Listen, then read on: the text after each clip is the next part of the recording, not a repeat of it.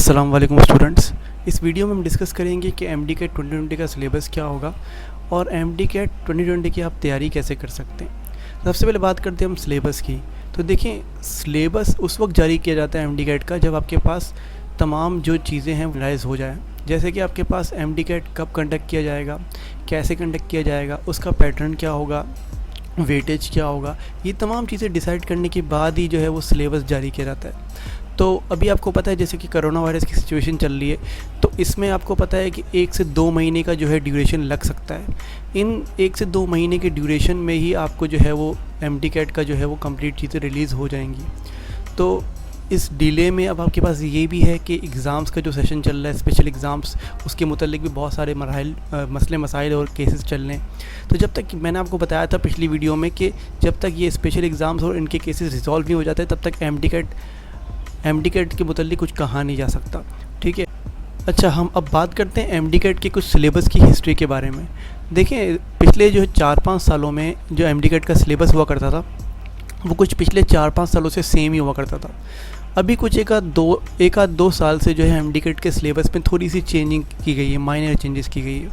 Minor changes का मतलब है कुछ टॉपिक्स ऐड किए गए हैं, कुछ टॉपिक्स एक्सक्लूड किए गए हैं। तो इस साल भी 2020 में भी ये लगता है कि कुछ टॉपिक्स ऐड किए जाएं और कुछ टॉपिक्स डिलीट किए जाएं।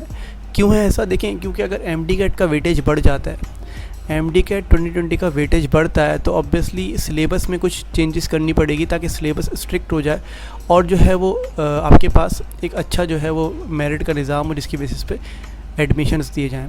ठीक है, अगर एमडी कैट का जो है वो परसेंटेज बढ़ाई जाती है तो। अब देखें, एमडी कैट 2020 में माइनर चेंजेस एक्सपेक्टेड है कि भाई कुछ टॉपिक्स में चेंजिंग कर दी जाए, जैसे कि बायो में कुछ एक टॉपिक्स बढ़ा दिए जाएँ, फिज़िक्स में बढ़ा दी जाएँ, केमिस्ट्री में बढ़ा दी जाएँ।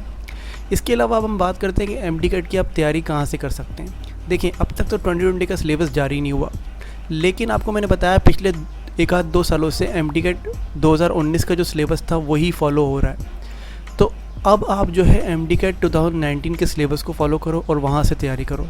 ठीक है, उस सिलेबस में जो चीज़ें हैं वहाँ से आपको तैयारी करनी है। अब मुख्तलिफ सब्जेक्ट से मुतालिक मैं आपको बताऊंगा कि मुख्तलिफ सब्जेक्ट्स की आप तैयारी कैसे कर सकते हैं। जैसे हम बायो की बात करते हैं तो बायो में मोस्टली जो ह्यूमन से रिलेटेड जितनी भी चीज़ें होती हैं उनको कवर किया जाता है। जैसे कि आपके पास human digestive system, human respiratory system, इन तमाम चीज़ों को कवर किया जाता है, तो आप इनको देख सकते हैं।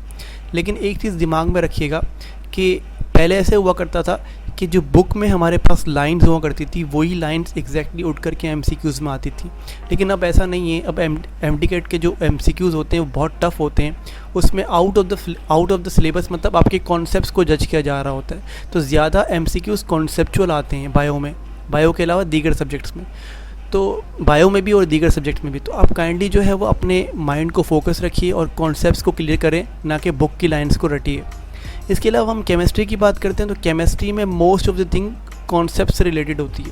तो आप जितने भी शॉर्ट नोट्स पढ़ेंगे या जितने भी रिएक्शंस पढ़ेंगे या जितने भी कॉन्सेप्ट्स पढ़ेंगे, कोशिश करें उन कॉन्सेप्ट्स को आपस में इंटरलिंक करें और अपने कॉन्सेप्ट्स को स्ट्रॉन्ग बनाएं ताकि आपके केमिस्ट्री से रिलेटेड एमसीक्यूज़ भी अच्छे रहें।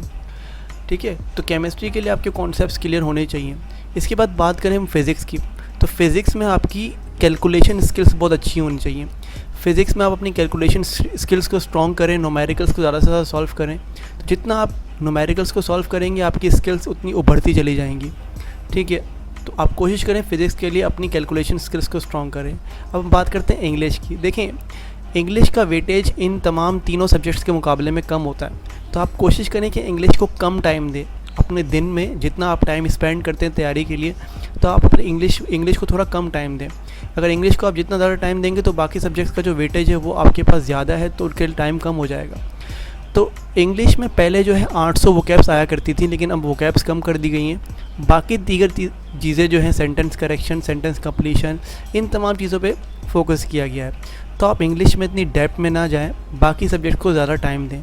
इंग्लिश को भी टाइम दें, लेकिन इतना दें जितना उसके मार्क्स के हिसाब से वो डिज़र्व करता है।